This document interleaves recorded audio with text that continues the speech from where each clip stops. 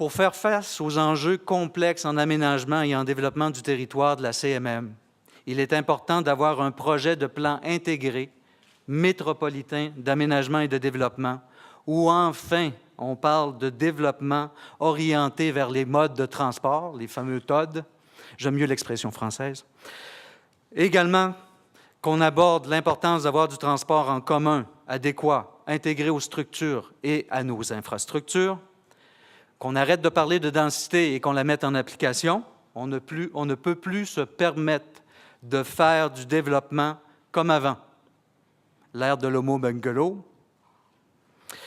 Et il est important, non seulement qu'on parle de mixité des clientèles, mais qu'on parle de mixité des usages et des clientèles, et qu'on aborde logement de travailleurs, logement étudiant, développement de haute et moyenne densité.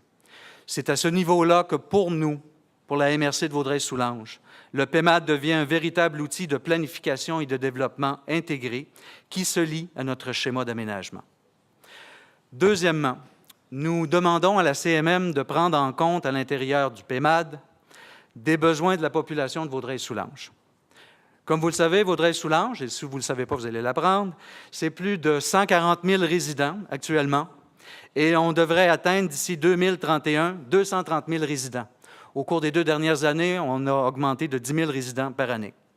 On est la seule région du Canada de plus de 100 000 habitants qui ne possède pas d'hôpital. Nos citoyens doivent prendre le pont Galipo, le pont de l'île aux Tourtes pour se rendre à Montréal, ou le pont vers Salaberry de Valleyfield, ou traverser la frontière ontarienne et se rendre à Hawkesbury. Également, nous sommes une région qui ne possède donc pas d'établissements postsecondaires et une région qui ne possède pas de bureaux gouvernementaux et paragouvernementaux locaux adéquats. Tout ça pour une population de 140 000 résidents présentement, répartis sur un territoire de 855 km².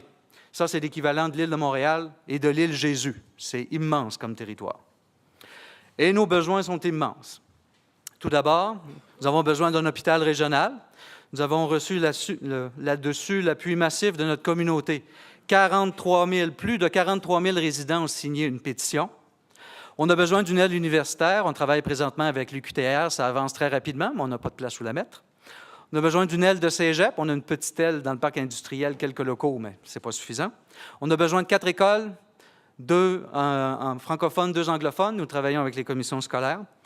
On a besoin de bureaux gouvernementaux et paragouvernementaux. Nous n'avons plus de place pour la cour municipale, le CLD, la MRC, service du C3S, polyclinique, service de proximité. Chez nous, ce n'est pas du développement, c'est de l'explosion, comme vous voyez.